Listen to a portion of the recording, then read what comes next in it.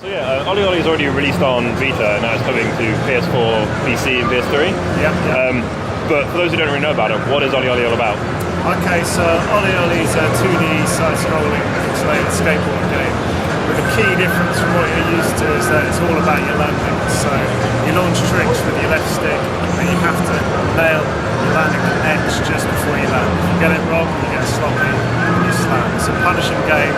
Once you get the rhythm, it works and it kind of falls into place. How come you decided to go for, I mean, it's quite an arcade experience still, but how come you decided to go for an almost simulatory side to it with the nailing the landings properly? Well, we're all skateboarders ourselves. So John was actually sponsored skating as youth. I was never that good, but I have experience. With skateboarding, you can get the board in the air. It's not that easy, but that's the easier part, so you get to flip about. But if you ever see skateboarding in a park or wherever it's a local skate park, it never lands. And will fail over and over again, but then they'll nail that one landing. And we wanted to kind of get that experience across. We didn't want to make it really like skateboarding, because then that would play the game, because you fail 5,000 times before you nail it. But landing's such a key part of skateboarding, we didn't really feel that would be covered off before, so we wanted to get there. That's cool. I'm assuming as you skated as well, that's kind of one of the reasons why the soundtrack, for instance, is so quite eclectic, but fits so perfectly with skate culture. Yeah, so the soundtrack, we went through lots of different changes. So at one point we had like skater rock in there, but it was too intense, because it is an intense game. You do need to get your rhythm, you need to get your flow. The rock music, some harder kind of dubstep music just didn't go with the flow, so there's a lot of stuff, kind of jazzy electronic that's in there now. We were listening to that in the office when we were in Crunch, when we were in QA and stuff like that. And it was like, do you know what, this kind of works. It gives you a nice jazzy, vibey experience, which you wouldn't normally think links is jazz. Yeah, it works well, really well. Thanks. Yeah.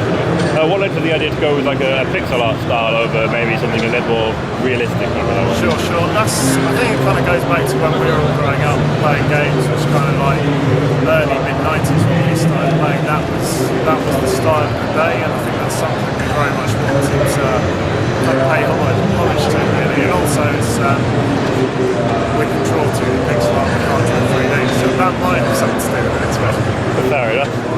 Now it's moving from the Vita onto PS3 and PS4. Are there any new features to speak of coming with it, or are there plans maybe expanding upon stuff? Or Yes, there is one new feature, which I can't say right now because we're keeping it under wraps, but if I can say that we got a lot of hate trips for it when it wasn't included. Oh, okay. Well, so you know. Okay, that might lead on to my next question, maybe, I don't know. I was going to ask, how come you decided not to put any grab type tricks in the game? Okay, interesting. There was a big range of tricks that didn't make it. Two reasons. One, because it's primarily a skating experience for yourselves, and street skating, we don't get that many grabs in street skating. Street skating is more about kind of the half pipes, or extreme skating, more about chilled skating. And secondly, we felt the flow of the game, we're trying to get away from do a jump and then do a trick in the air.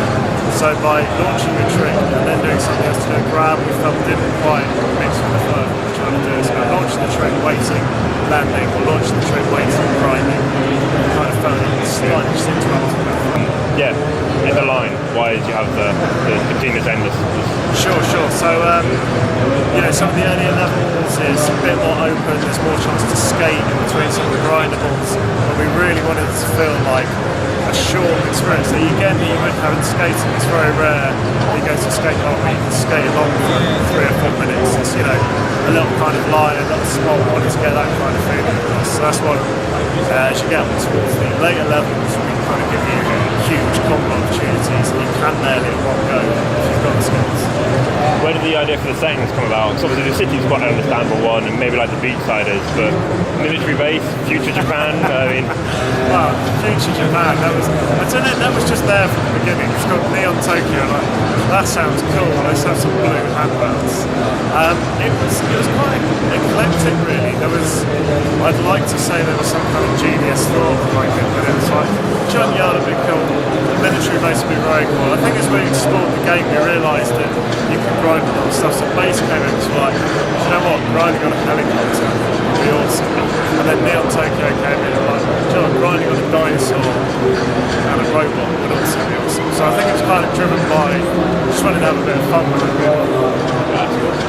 Finally, seeing as we've already been out on beta, I mean, were you surprised by the reception it got on release, especially the hype beforehand as well? Like it was people were hyping up quite a lot before I released.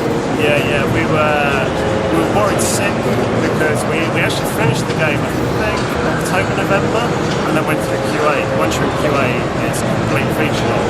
So we completely picked the game apart, like absolutely murdered it. We're like, oh my god, what have we done?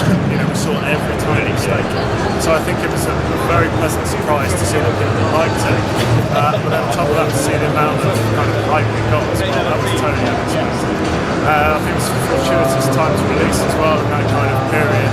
But it just meant, you know, what we'd also done was spent a lot of time making sure we spoke to people and got out there, you know. So, but yeah, big surprise, but very nice surprise. Cool, anyway, that was the end of the video.